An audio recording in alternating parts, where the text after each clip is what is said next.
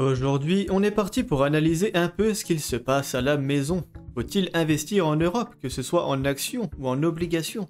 Le plan d'épargne en actions est souvent la meilleure enveloppe fiscale pour la plupart des investisseurs, mais là-dessus, on est quand même assez fortement encouragé à investir sur le vieux continent.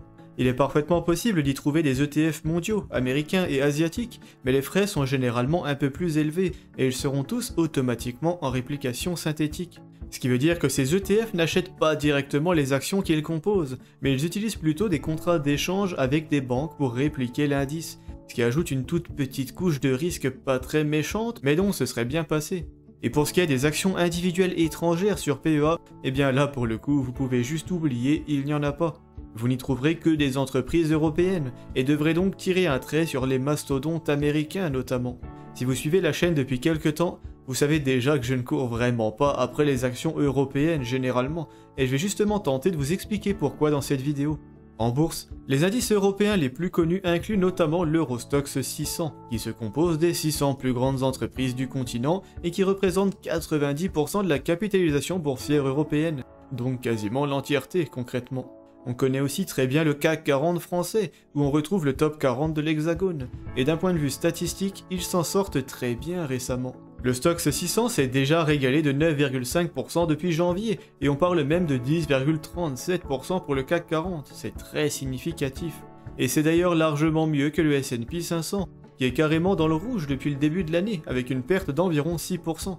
Vous avez peut-être vu passer des vidéos ou des tweets parlant de ça, genre il ne faut pas enterrer l'Europe trop vite, ou genre je vous l'avais dit que l'Europe et la France étaient des régions très prometteuses. Mais bon, vous aurez sans doute vu venir que j'ai un avis assez différent, car les résultats de ces 3 derniers mois n'ont presque aucune importance, il faut regarder la tendance sur le long terme.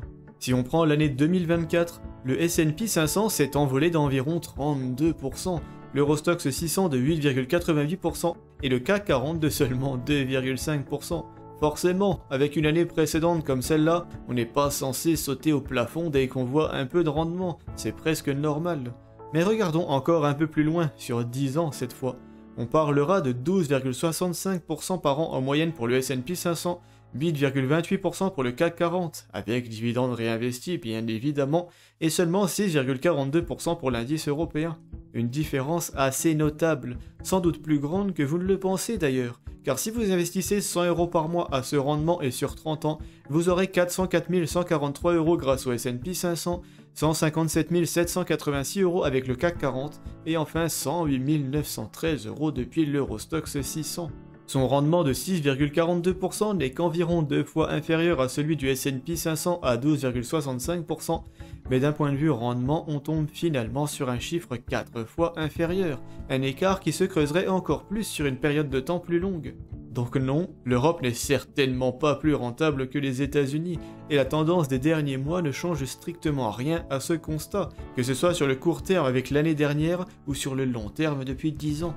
Mais quid de l'avenir? Est-ce que justement l'Europe ayant galéré depuis un moment va donc logiquement redevenir intéressante aux yeux des investisseurs? Moi, je ne pense pas, et voici mes arguments.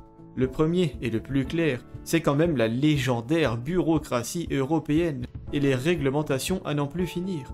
Impossible de lever le petit doigt sans devoir en rapporter au fisc, qui devra lui-même en rapporter à un autre organisme, qui complique largement la vie aux entrepreneurs, aux startups, aux entreprises, enfin à tout le monde. Difficile d'aller chercher de l'explosivité et du rendement dans ces conditions, et ce n'est pas la démographie qui va nous aider à y parvenir. La population est vieillissante, l'INSEE dit même qu'en 2050, il y aura en France un actif pour un retraité, qui va évidemment créer un énorme problème pour le système de retraite, le thème d'une prochaine vidéo, mais ça crée aussi un problème très évident pour la croissance du continent.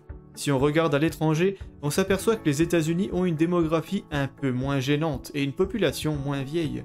Mais c'est surtout leur système qui est largement plus propice aux entrepreneurs, aux startups et au business en général. Ce n'est pas un hasard si autant de méga-entreprises se situent là-bas, et que des sociétés comme Nvidia peuvent complètement casser la baraque en quelques années.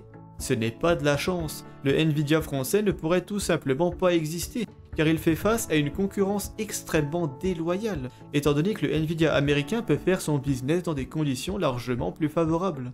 Moi je pense qu'on est assez doué en France et en Europe, ou en tout cas pas moins doués que les autres, mais on ne peut pas ignorer ces difficultés énormes qui compliquent la vie à n'importe qui ayant de l'ambition.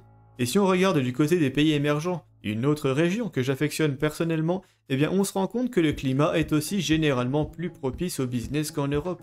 Mais le vrai atout est surtout bien évidemment la démographie. La population est jeune, nombreuse et de plus en plus qualifiée, des paramètres extrêmement favorables pour obtenir un pays qui progresse vite, et donc où il pourrait être une bonne idée d'investir. L'Europe est historiquement à la traîne, et pour moi il n'y a pas tellement de paramètres qui pourraient inverser cette tendance, mais on ne peut pas savoir de quoi demain sera fait. Imaginez par exemple qu'à force de nous faire titiller par tonton Donald et tonton Vladimir, eh bien l'Europe se rend compte qu'elle est assez isolée et trouve donc la force de s'unifier d'un coup. Eh bien on trouverait peut-être soudainement la motivation de couper court à toute cette bureaucratie et toutes ces réglementations étouffantes, et l'Europe pourrait enfin se développer à son vrai potentiel, qui est largement plus élevé que les chiffres l'indiquent. Nous sommes plus nombreux que les Américains, plus développés que les Chinois, mais on se fait complètement dépasser sur tous les domaines d'avenir pour l'instant. Les voitures électriques, la conquête spatiale, la technologie, l'intelligence artificielle, on est complètement à la rue. Mais c'est encore une fois pas qu'on n'est pas doué, c'est surtout la bureaucratie et les lourds impôts, à mon avis en tout cas. N'hésitez pas à me dire en commentaire si vous n'êtes pas d'accord. Ce scénario n'en est qu'un parmi tant d'autres, permettant à l'Europe de se réveiller un peu, mais en tout cas la tendance actuelle est défavorable.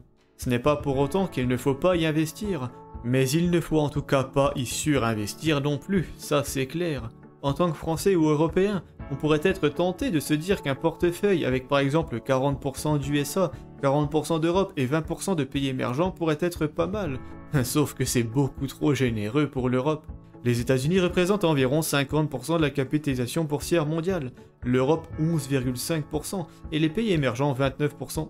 Sachant que les pays émergents incluent la Chine, l'Inde, la Corée du Sud et Taïwan notamment, donc certains sont plus des pays développés finalement. Mais bon, ils se retrouvent dans cette catégorie quand même, et si vous prenez un ETF pays émergent, eh bien vous aurez généralement ces 4 pays. Vous y trouverez également des pays d'Asie du Sud-Est, d'Afrique et d'Amérique latine notamment, en moindre proportion. Du coup, par rapport à la réalité du terrain, avoir 40% d'Europe dans votre portefeuille est largement trop. Un portefeuille 75% World et 25% Emerging Market serait plus représentatif de la bourse mondiale. Et perso, j'aime bien y ajouter 10% de Russell 2000, soit 2000 petites et moyennes entreprises américaines, pour arriver à un portefeuille réellement parfaitement diversifié, soit le deuxième palier de ma stratégie des 5 paliers, vous l'aurez peut-être reconnu. Je vois souvent passer des portefeuilles sur les réseaux ou sur YouTube, incorporant beaucoup d'entreprises françaises notamment, et vous aurez bien compris que ce n'est pas spécialement ce que je recommande. Vous ne les auriez pas achetés si vous n'étiez pas français, alors essayez de réanalyser la situation en écartant un peu les biais cognitifs. Pourquoi acheter des actions françaises plutôt qu'ailleurs ? Pourquoi même s'embêter à acheter des actions individuelles, qui sont largement plus risquées et volatiles que les ETF, et demandent donc de les chouchouter régulièrement pour vérifier qu'elles ne partent pas en vrille ? Moi, je n'ai jamais trouvé la réponse à cette question.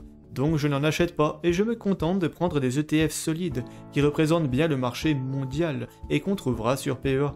Et si jamais vous êtes encore assez incertain sur votre stratégie d'investissement, je vais vous inviter à m'envoyer un mail et on regardera tout ça ensemble. J'ai déjà aidé une centaine de personnes avec des profils divers et variés à constituer un plan solide, rentable et sur mesure, alors pourquoi pas vous ? Pour en apprendre plus sur ma stratégie logique et très lucrative des 5 paliers, je peux aussi vous inviter à aller checker cette vidéo dont le lien apparaît en haut et en description. J'espère que vous y voyez plus clair dans tout ça, mais il est temps que je file. Je vous invite à aimer la vidéo si elle vous a été utile, et à vous abonner à la chaîne si mon contenu vous plaît. Ciao.